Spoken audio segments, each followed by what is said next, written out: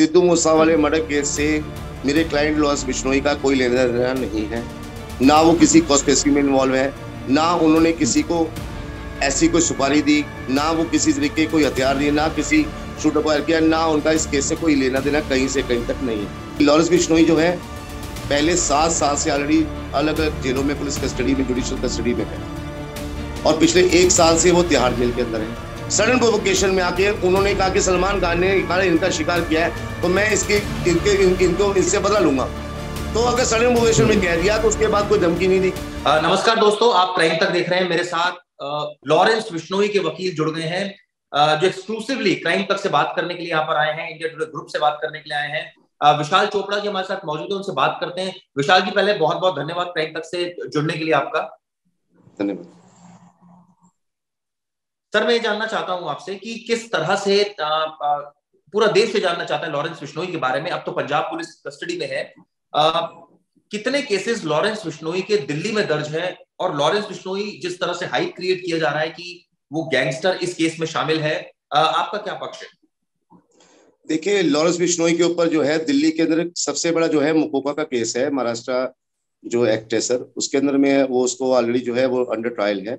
इसके अलावा दिल्ली के अंदर जो है 7 मुकदमे और हैं, जिसके अंदर आर्म्स एक्ट के मुकदमे हैं, एक्सटॉर्शन डिमांड के मुकदमे हैं, इस टाइप के मुकदमे उस पर जो है वो 7 से ज्यादा मुकदमे जो है उसके ऊपर ऑलरेडी नामजद हैं, जिसके अंदर वो अंडर ट्रायल है।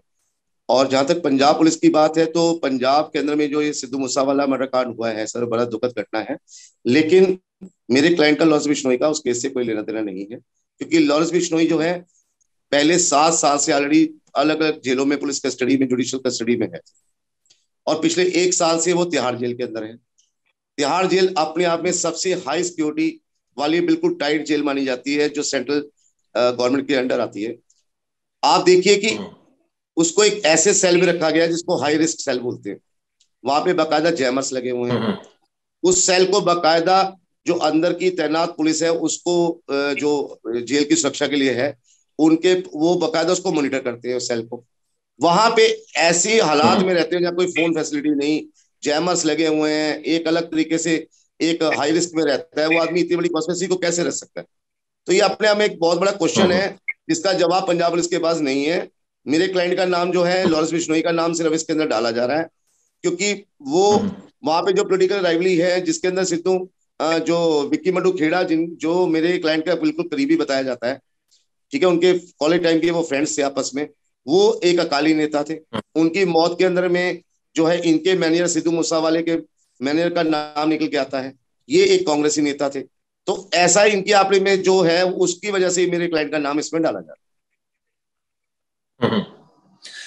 विशाल जी, मैं जानना चाहूंगा कितने दिनों से आप ये केस कर रहे हैं और कैसे आपका लॉरेंस बिश्नोई से संपर्क हुआ, किस तरह से कैसे केस आपके पास आया?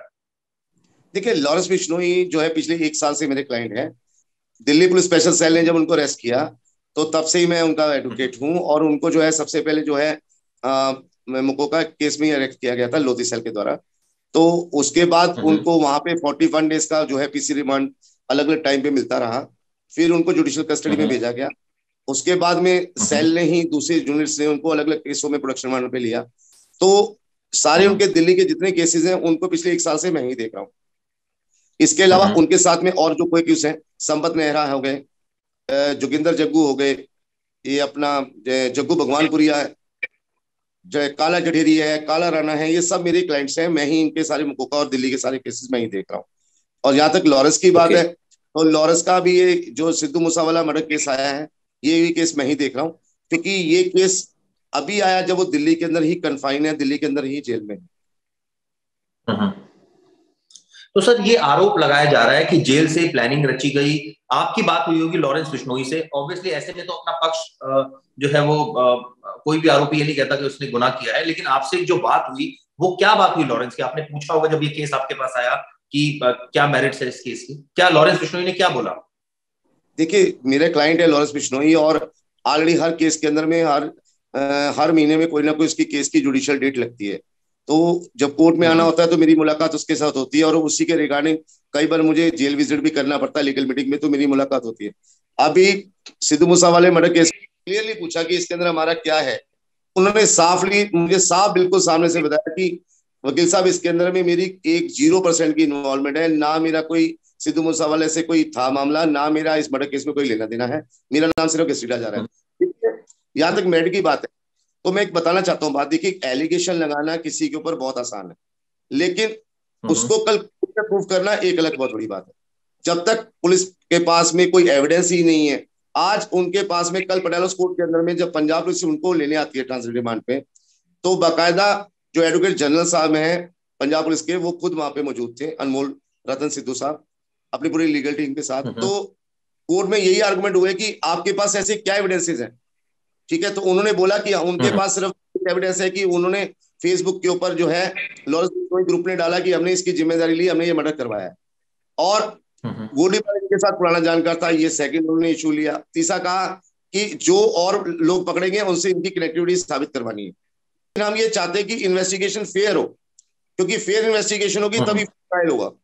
और यहां तक बात है आपकी इसको हमें इन्वेस्टिगेट करने की या इंटेरोगेट करने की, तो हम ये चाहते हैं कि आप हमें पंजाब पुलिस को फिजिकली हैंडओवर ना किया जाए, और हमारी जो है जो भी इंटेरोगेशन या जो भी पूछताछ करनी है वो दिल्ली में रह के हमारी तिहाड़ जेल में कर ली जाए, हमारा कोई एनकाउंटर ना कर दे, फेक एनकाउंटर, क्योंकि पंजाब पुलिस जो है प्रेशर में है, वहां पे एक पोलिटिकली डिस्टर्बेंस क्रिएट हो चुकी है। और इसके अलावा उनके पास में हमारे नाम के अलावा कोई भी शख्स उनके पास नहीं है, तो कहीं आनंद फानंद में पॉलिटिकल प्रेशर में आके या किसी और दबाव में आके हमारे साथ कोई मिसहैपनिंग ना कर दे पंजाब पुलिस, और हमें इस बात की अप्रिशिएशन है। तो उन्होंने बोला कि हम इस एप्लीकेशन को दूर कर देते हैं, हम पुख्ता सिक्योरिटी देंगे, एश्योरेंस देते हैं आपको। तो पुख्ता सिक्योरिटी का मतलब ये है कि आपको अपने ये खतरा है, आपके क्लाइंट को लॉरेंस बिश्नोई को इस बात का खतरा है कि पंजाब पुलिस चूंकि अब कस्टडी में है 7 दिन की, तो क्या उसका एनकाउंटर हो सकता है, ये खतरा भी बरकरार है? देखिए ये बात के लिए बाकायदा कोर्ट के सामने एडवोकेट जनरल साहब ने बाकायदा अंडरटेकिंग दी है कि उनकी पूरी सुरक्षा की जिम्मेदारी पंजाब पुलिस की है। वहां पे उनको during the period of transit जब लिया जाएगा तो भी उनको बाकायदा 12 गाड़ियां साथ में दी जाएंगी, 2 ब्लड प्रूफ कार होंगी, पूरी वीडियोग्राफी होगी, शेकल्स में लिया जाएगा, प्रॉपर जो भी चीजें होंगी उनकी सुरक्षा में और जरूरत होगी उसकी पूरी मुहैया कराई जाएंगी। पूरी जिम्मेदारी जवाबदेही पंजाब पुलिस की है। अब ये बाकायदा ये एश्योरेंस देने के बाद वो यहाँ से लेके गए हैं मानसा जेल, मानसा जो कंसर्न मैजिस्ट्रेट है उनके यहाँ पे उन्होंने पेश किया उनके घर पे, और 7 दिन का पीसी रिमांड लिया है। तो ये पंजाब पुलिस की ड्यूटी बनती है कि जिस एप्लीकेशन को हमने बार बार बोला उस एप्लीकेशन को दूर करें और अपनी इन्वेस्टिगेशन करें, और इन्वेस्टिगेशन के अंदर में जो निकल के आता है उसको कोर्ट के सामने लेके आए। हम भी बताएंगे कि हम जो बोल रहे थे वो सच था, हमारे इस केस से कोई लेना देना नहीं है, ये चीज सामने आ जाएगी। नहीं, ये जो सर फेसबुक पर इन्होंने धमकी दी और ये तमाम बातें जो सामने आ रही है, इसका क्या बेसिस है? ये तो सच है कि फेसबुक पर तो सारी चीजें आई हैं सामने। सर देखिए फेसबुक पे तो कोई भी डाल सकता है सर। आज मेरे क्लाइंट के पास जब फोन ही नहीं है तो वो फेसबुक कहां से चलाएगा? और एक सबसे बड़ी बात एक और, लेकिन आरोप तो ये भी लग रहे हैं ना कि जेल से ये फोन यूज कर रहे थे, इस्तेमाल कर रहे थे। नहीं सर, वो उस फोन से मेरा कोई कनेक्टिविटी नहीं है, मेरा कोई कनेक्शन नहीं है, वो सब फेक आरोप है, उसके अंदर कोई बेस है, सारी बातें हैं सर। वो एक ह्यूमर फैलाया जाता है कि ये भी हो गया और वो भी हो गया। देखिए फेसबुक पे कोई भी किसी के नाम का भी मैसेज डाल सकता है, मैं आपके नाम का डाल सकता हूँ, आप मेरे नाम का डाल सकते हैं, लेकिन उससे ये कैसे साबित होता है कि वो मैंने डाला है?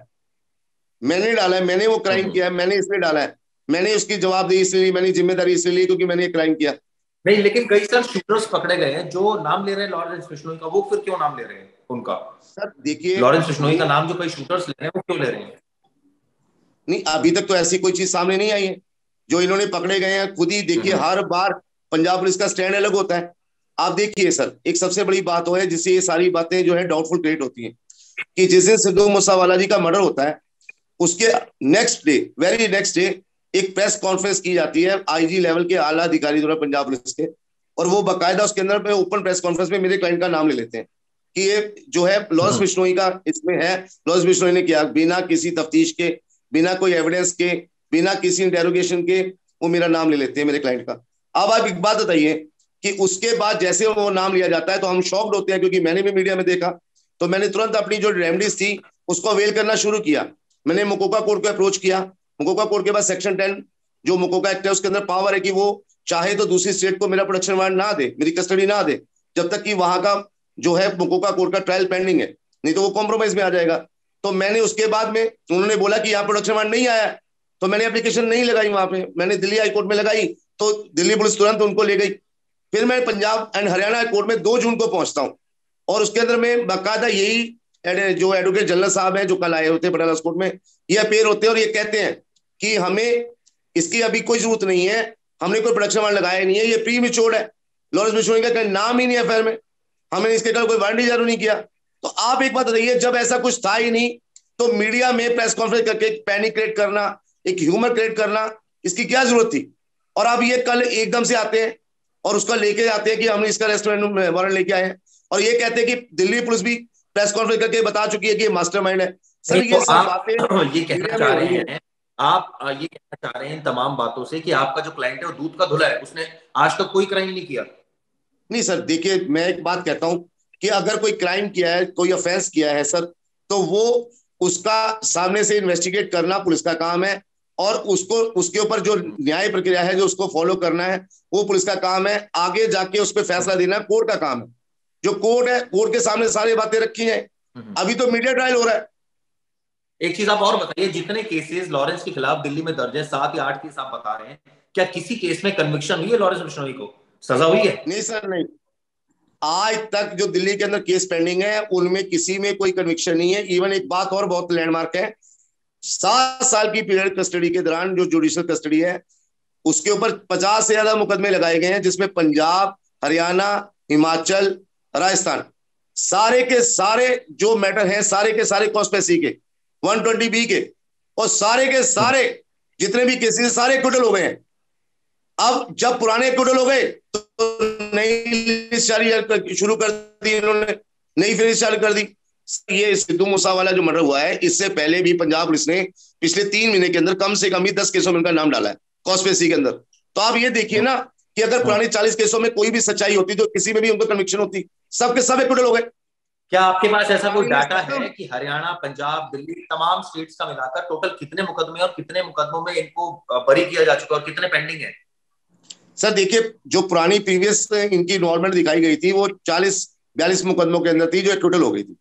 अभी जो लेटेस्ट के अंदर में उसके बाद जो मुकदमे लगाए जा रहे हैं राजस्थान के अंदर में, हरियाणा के अंदर में, अभी पंजाब के अंदर में, तो ये दिल्ली के अंदर में ये जो मुकदमे हैं दोबारा लगाए गए हैं, ये तकरीबन 30 से 32 मुकदमे और हैं इसके अंदर में अभी हमारा ट्रायल चल रहा है। तो आपका कहने का मतलब है कि आप ही के क्लाइंट को लेकर सारे देश की पुलिस पीछे पड़ गई है, उसका कोई रोल किसी भी मर्डर में नहीं है, सब कुछ हवा हवाई हो रहा है और बिना बात का नाम उछाला जा रहा है, उनको हीरो बनाया जा रहा है?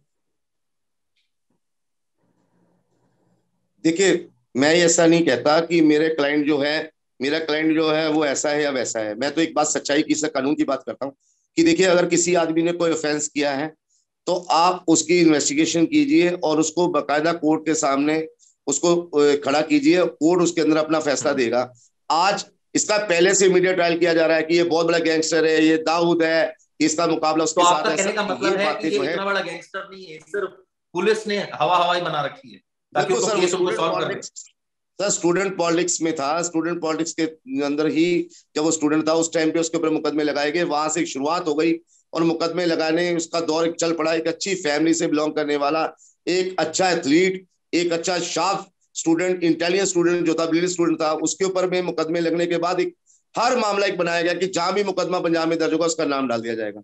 अब एक बात और है, अब यहां से एक नई फेरिस्त स्टार्ट हो चुकी है कि पंजाब में कोई भी एक्टिविटी होगी, कुछ भी होगा, या दिल्ली में होगा या हरियाणा में होगा, उसका नाम डाल दिया जाएगा लॉरेंस बिश्नोई ने काम कराया। लेकिन सर एक बात और है कि आप एक बात बहुत टाइमिंग की देखिए कि अगर जेल में रहते हुए दिल्ली जेल के ऊपर उसके ऊपर क्वेश्चन उठाए जा रहे हैं कि वो जेल में रह के सारी कॉन्स्पिरेसी रचता है और इन क्राइम को अंजाम देता है। अभी लेटेस्ट के अंदर में जो दिल्ली पुलिस की कस्टडी में था पीसी में 83/2022 के स्टडी के अंदर में, जिसमें इसका 10 दिन का पीसी लिया गया था, 4 दिन का बाद में लिया गया जो कल खत्म हुआ था। तो 83/2022 के अंदर में जब उसको लिया जाता है तो उसी दौरान सलमान खान साहब वाली न्यूज फ्लैश हो जाती है कि लॉरेंस बिश्नोई ने वहां चिट्ठी रखवा दी और वहां पे ऐसा ऐसा प्लान कर दिया कि वहां चिट्ठी उस टेबल पे रखवा दी। सर ये कैसे पॉसिबल है कि आदमी दिल्ली पुलिस की स्पेशल सेल की पुलिस कस्टडी के अंदर है, पुलिस रिमांड पे है, और आदमी वहां बैठ के भी कॉन्स्पिरेसी रच रहा है, वहां परिंदा पर नहीं मार सकता। वहां को उसको मिलने नहीं जा सकता, फोन उसके पास नहीं है। ये क्या टाइमिंग है फिर? ये चीजें क्या इंडिकेट करती है सर?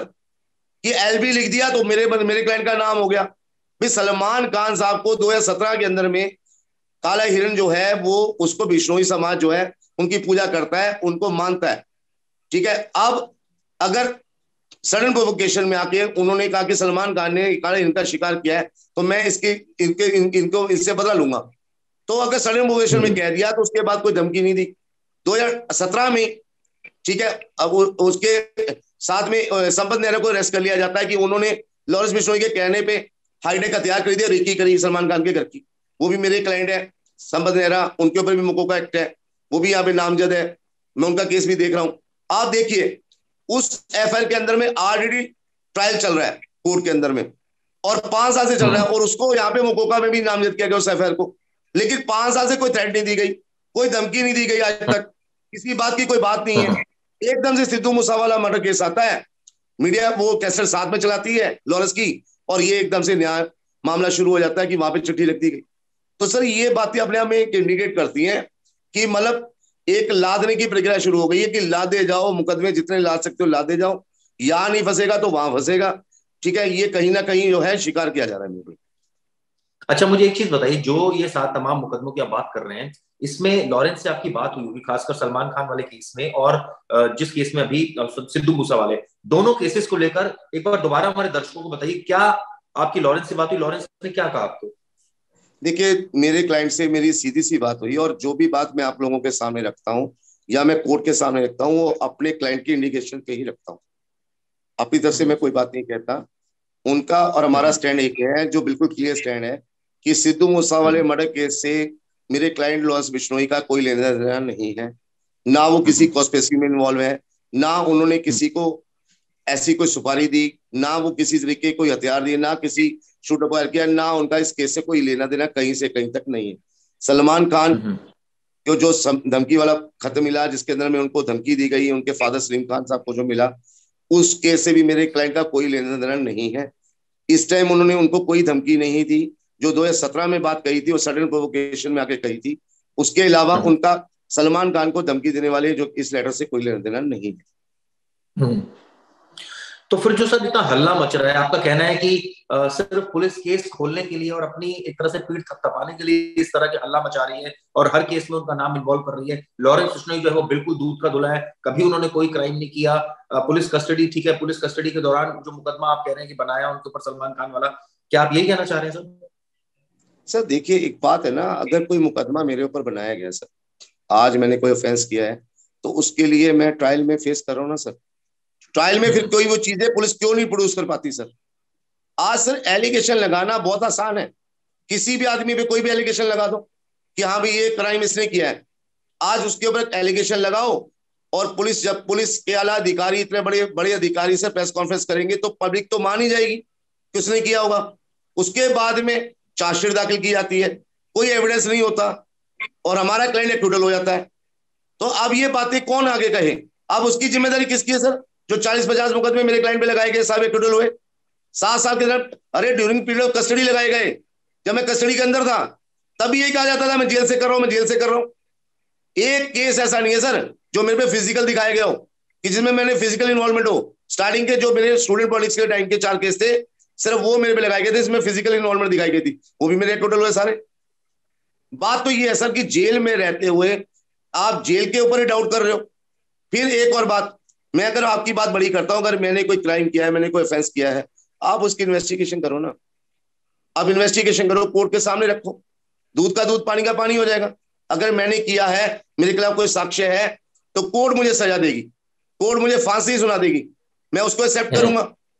लेकिन आप तो जो आप सर बता रहे हो, जो 30 मुकदमे लगाए वो तब लगाए जब 7 साल से वो police yes sir, yes sir, custody में? जब बिल्कुल बिल्कुल 7 साल की कस्टडी में था मैं, उसी दौरान मेरे ऊपर 35 से 40 मुकदमे लगाए जाते हैं, जो सारे के सारे during the period of custody है, जुडिशियल कस्टडी, और सारे टोटल हुए, सारे के सारे 120B के कॉन्स्पिरेसी के। तो यही वो हालात है। अब वो पुराने खत्म हो गए सर, नई फिर स्टार्ट कर दी गई है कि भाई पुराने खत्म हो गए हैं, अब ये यहां से टोटल हो गया है, अब नए नए मुकदमे बना दो इसके ऊपर। तो सर मैं, मुझे एक चीज बताइए, जब आपके पास ये केस आया, आपने बताया मेरे पास 1 साल पहले केस आया, उससे पहले आपने ऑब्वियसली लॉरेंस बिश्नोई से बड़ी डिटेल में बात भी की होगी, आप कह रहे हैं मैं जाता नहीं जेल में। एक बार हमारे दर्शकों को सीक्वेंस थोड़ा समझाइए कि जब आपके पास केस आया उस दौरान उनके ऊपर जेल में रहते हुए कितने टोटल केस बने, और उससे पहले उनके ऊपर कितने केस थे? इससे पहले जो है वो दिल्ली के अंदर में ऑलरेडी जो है मुकोका कोर्ट के अंदर में जो उनका ट्रायल पेंडिंग है, मुकोका का केस पे चल रहा है। मुकोका का केस तभी होता है कि किसी इंसान के ऊपर बहुत सारे मुकदमे हो और वो किसी ऑर्गेनाइज तरीके से अंजाम दे रहा हो, तो उसके अंदर में जितने भी उसके पुराने मुकदमे होते हैं सबको जोड़ा जाता है, सबकी एफआईआर की कॉपी उसके साथ अपलोड की जाती है। तो वो अपने आप में एक स्पेशल। इसके अलावा जो 7 मुकदमे और हैं, जिसमें 2 मुकदमे में अरेस्टिंग डाली गई, 5 पुराने हैं सेल के पिछले 1 साल के, अभी अरेस्टिंग डाली गई है 126 बड़ा 2022 और 83 बड़ा 2022। तो अब टोटल 7 मुकदमे हैं जिसके अंदर आमसक के और वो मुकदमे हैं, ये सभी अंडर ट्रायल हैं सर। इसके अलावा जो पुराने 40 में तकरीबन 42 मुकदमे ऐसे हैं जो टोटल हो गए हैं, जो पंजाब, हिमाचल, राजस्थान, हरियाणा के थे, जो 7 ही लगाए गए थे। अब जो नए मुकदमे हैं सर, के अंदर राजस्थान में 3-4 दर्ज हुए हैं, हरियाणा में भी दर्ज हुए हैं, जिसके अंदर में डिस्पोजल में नाम है मेरा, मुझे लेके जाएंगे। अलावा गुड़गांव में है, पंजाब में है, हिमाचल में है। तो ये सब मिला के कुल मिला के जो है 25 से 30 मुकदमे और हैं जो लेटेस्ट मेरे पे लगाए। ठीक है, तो ये तब दर्ज किए गए 25 से 30 मुकदमे जब वो कस्टडी में थे, आपका कहना है? यस सर, अभी लगाए गए, ये पिछले साल में लगाए गए, 21 और 22 के दौरान ही लगाए गए मेरे को, और मैं कस्टडी में हूँ। और इवन ये कस्टडी मेरी तिहाड़ की है, जो सबसे टाइट सिक्योरिटी जेल मानी जाती है। आप देखिए ना सर, एक और बात है, देखिए सर, जो तरीका है हमारी हिंदुस्तान में इन्वेस्टिगेशन का, उसमें आदमी को पहले गिरफ्तार करते हैं, सबूत बाद में जुटाते हैं उसके खिलाफ, पहले सबूत नहीं जुटाते। आज कहीं पे कोई क्राइम हुआ सर, क्राइम होने के बाद में उस आदमी के, किसी भी आदमी को पकड़ा गया, उसके डिस्क्लोजर स्टेटमेंट में लिखवा दिया कि मेरे को लॉरेंस बिश्नोई ने काम करने के लिए बोला था, तो ठीक है, मुद्दा बन गया, पुलिस के पास गिरफ्तार करने का आधार बन गया, पुलिस ने डिस्क्लोजर स्टेटमेंट में किसी को भी गिरफ्तार करेगी। लेकिन कानून के हिसाब से जो सेटल लॉ है, वो डिस्क्लोजर स्टेटमेंट कोर्ट में एडमिसिबल नहीं है, लेकिन पुलिस उसी का आधार बना के गिरफ्तार कर लेती है, और फिर अपने ब्याह पे, अपने ताकत के ब्याह पे जो डिस्क्लोजर स्टेटमेंट में लिखवाना चाहिए वो लॉयर से लिखवा सकती है। तो ये चीजें जो है यही चलती आ रही हैं और इसी चीज को हमें फेस कर रहे हैं। तो सर आपने शुरुआत में मैंने आपसे पूछा था, ये जो केस आपको मिला था, आपने बताया काला जिठेड़ी और तमाम जो गैंगस्टर, संपत मेहरा, तमाम केसेस आपके पास है, ये केस आपको कैसे मिला था? मतलब अगर आप बताना चाहें किसके थ्रू मिला था, और लॉरेंस से कितनी बार आपकी बात हो चुकी है इस दौरान, और आपको इंडिविजुअल आपका असेसमेंट क्या है? देखिए, एक तरफ आप ये भूल जाइएगा कि आप डिफेंस लॉयर हैं, एक तरफ अगर आप ये सोच के बात करेंगे कि एक आरोपी भी है, तो उस सेंस में मैं आपसे जानना चाह रहा हूँ। देखिए, लॉरेंस बिश्नोई के जो केसेस हैं वो तो मैं पिछले 1 साल से देख ही रहा हूँ ना, तो उसी दौरान उसकी मेरी मुलाकात होती रहती है।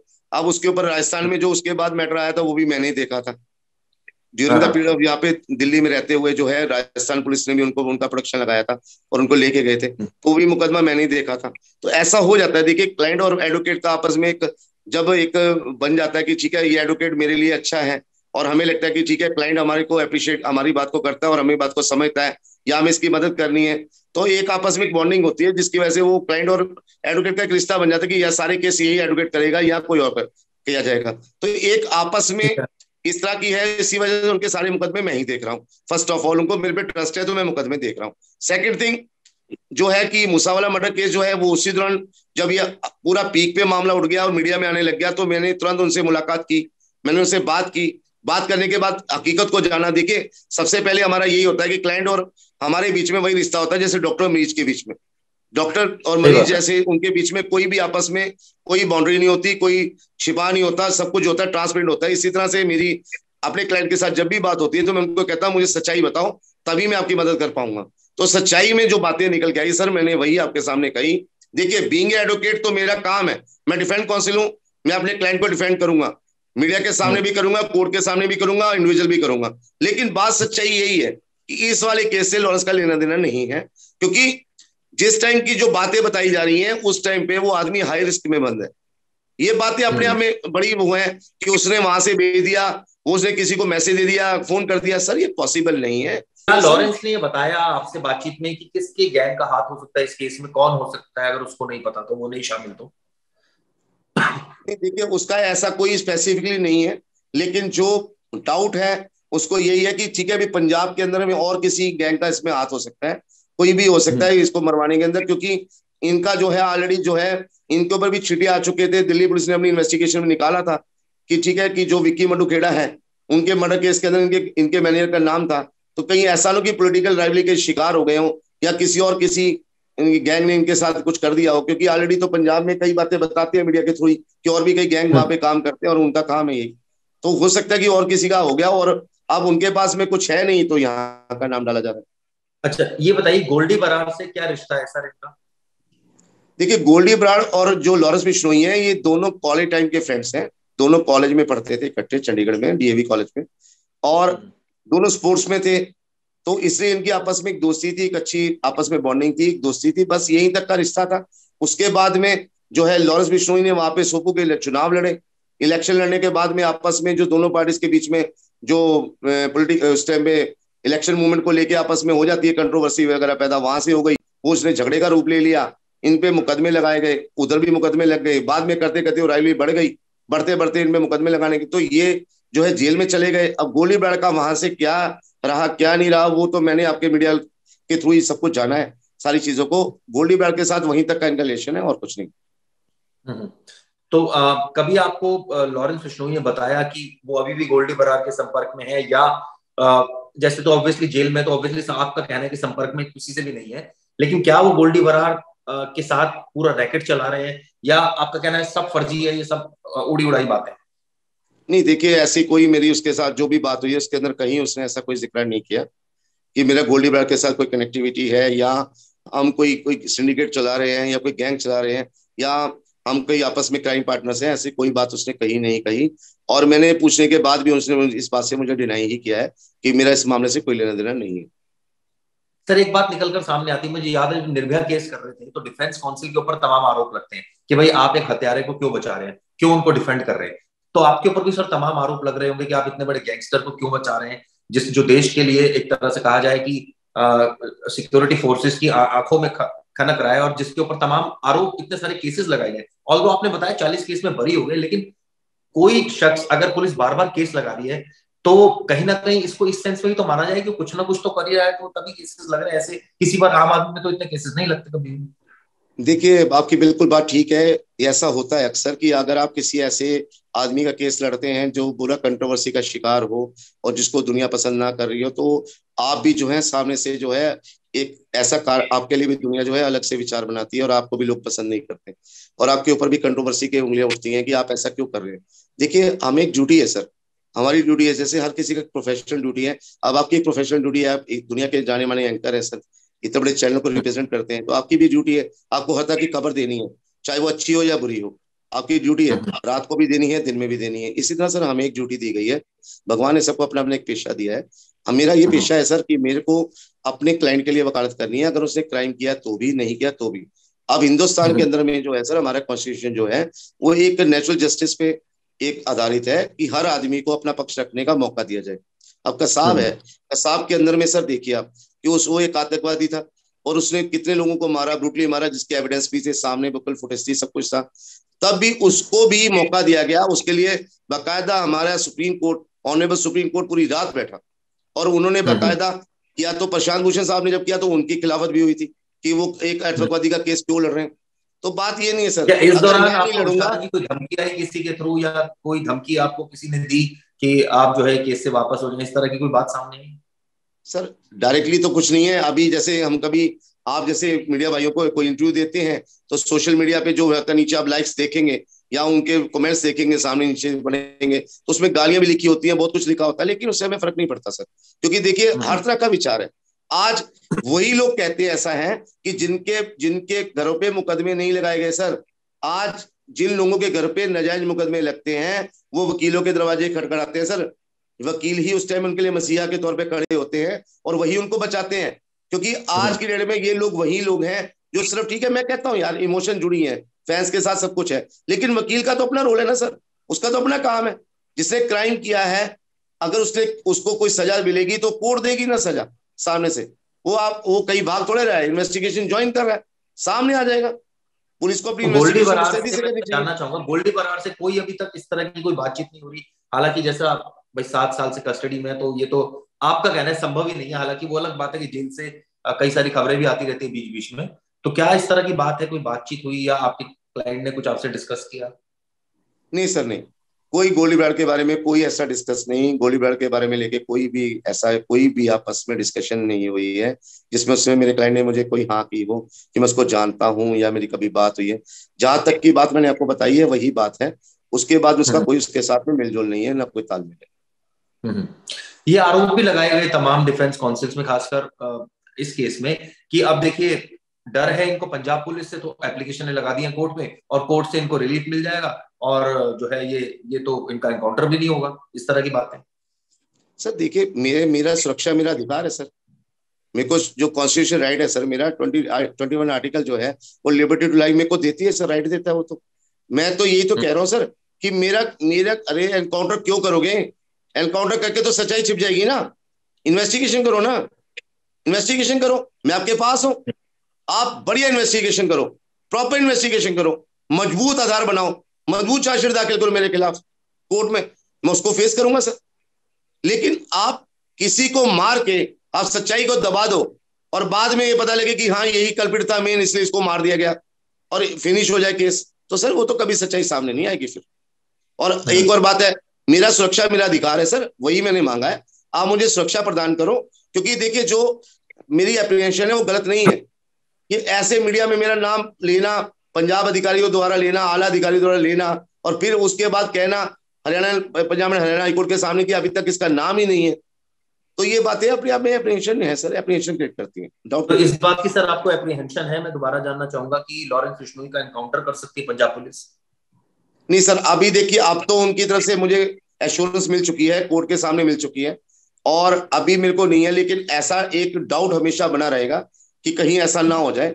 लेकिन कल जो एडवोकेट जनरल साहब है उन्होंने खुद पर्सनली कोर्ट के अंदर में कोर्ट को भी एश्योर्ड किया और मुझे भी in the front of court assured किया कि वकील साहब हम आपके क्लाइंट की पूरी सुरक्षा की गारंटी लेते हैं, और बाकायदा शर्तों के साथ उनको जो है यहाँ से रवाना किया गया है लॉरेंस बिश्नोई को, जिसमें पूरी शर्तें उन्होंने कंप्लाइन करने का वादा किया है और उन्होंने कंप्लाइन की भी है, जो मीडिया में साफ दिखाई दे रहा है कि कैसे वीडियोग्राफी के साथ वो लेके गए हैं। अभी कंप्लायंस रिपोर्ट भी मुझे वो सप्लाई करवाएंगे, और उन्होंने बोला भी था कि कंप्लायंस रिपोर्ट हम आपको सप्लाई कराएंगे सर, और आगे भी मैं उनके रहूंगा वहां पे, कोई ऐसी बात आएगी तो हम दोबारा कोर्ट का दरवाजा खटखटाएंगे।